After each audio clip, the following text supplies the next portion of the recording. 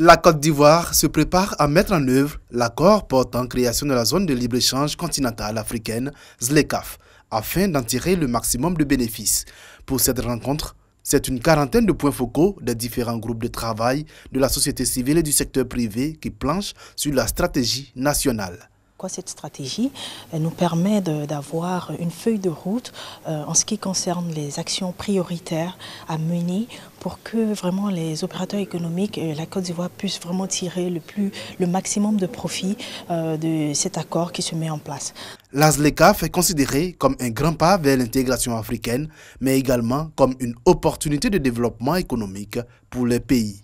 L'objectif, c'est de faire en sorte que le secteur privé ivoirien soit compétitif et participe efficacement au commerce en ce qui concerne le marché commun qui va être mis en place avec les ZLECAf. Nous avons fait des estimations. Au niveau de la Côte d'Ivoire, nous avons vu qu'il y aura des gains énormes en tout ce qui concerne les produits agroalimentaires, un accroissement des exportations de l'ordre au minimum de 8%. Au niveau des produits énergie et miniers transformés dans une certaine mesure, autour de 10% d'accroissement au niveau des exportations. Au total, c'est un marché de 1,2 milliard de consommateurs avec un produit intérieur brut du continent qui s'élèvera à 2500 milliards de dollars quand la ZLECAf rentrera en vigueur.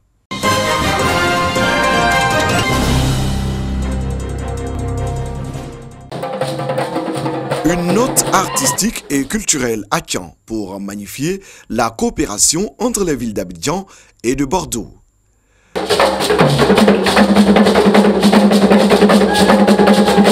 Cette soirée initiée par l'ONG Les Dés du Cœur, entendez dons, développement, détermination et diversité, vise à collecter des fonds. Objectif, financer un espace social pour l'insertion des enfants, des jeunes et des femmes. Nous avons choisi vraiment de nous engager pour l'insertion socio-professionnelle et l'autonomisation durable. Donc c'est vraiment la logique du don au service du développement. Voilà, pas donner pour donner, mais donner pour développer. Au menu de ce gala, vente aux enchères de divers articles africains et français, notamment le vin identité de la ville de Bordeaux.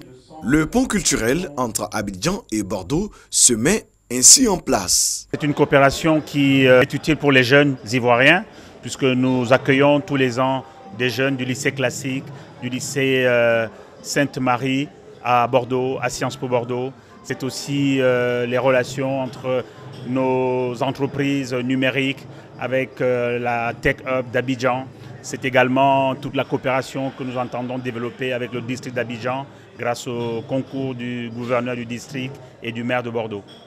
La nuit de la coopération Bordeaux-Abidjan a réuni une centaine de participants, des présidents d'associations caritatives, des bénévoles et altruistes.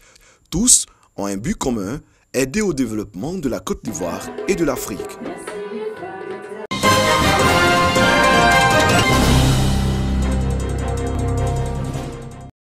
Le top départ est donné. Le projet socio-économique et humanitaire dénommé Beraka de l'église protestante baptiste Œuvre Mission Internationale et du consistoire entre dans sa phase active. Ce projet dont les investissements s'élèvent à plus de 200 milliards de francs CFA mobilisés par l'église et ses partenaires vise à construire de nombreuses infrastructures. La première tranche est composée de 2 hôpitaux, un hôpital de 100 lits qui sera complété par un hôpital annexe qui va faire 50 lits, ça fait les 150. Nous avons notre université, un grand shopping. Nous aurons aussi un immeuble administratif qui va abriter aussi notre système bancaire. Des établissements financiers, des résidences, des centres commerciaux, ces infrastructures viennent renforcer les capacités de celles déjà existantes. Pour le représentant du ministre de la Construction et du Logement, la réalisation de ce projet permettra de réduire le chômage. Le docteur Yaye Dion-Robert sollicite le soutien de l'État pour faciliter la réalisation de ce projet. Les infrastructures socio-économiques appartiennent à tout le monde. Voilà, c'est à la portée de tout le monde. Les écoles, c'est à la portée de tout le monde. L'État aussi nous suit, c'est nécessaire. Voilà, nous suivent par des visites. On a le ministère de la Construction qui est représenté ici aujourd'hui. Je crois que tous participent, tous nous assistent et nous sommes très heureux pour ça. La mise en œuvre de la première phase du projet a été rendue possible grâce à l'appui des bailleurs de fonds brésiliens, turcs et portugais.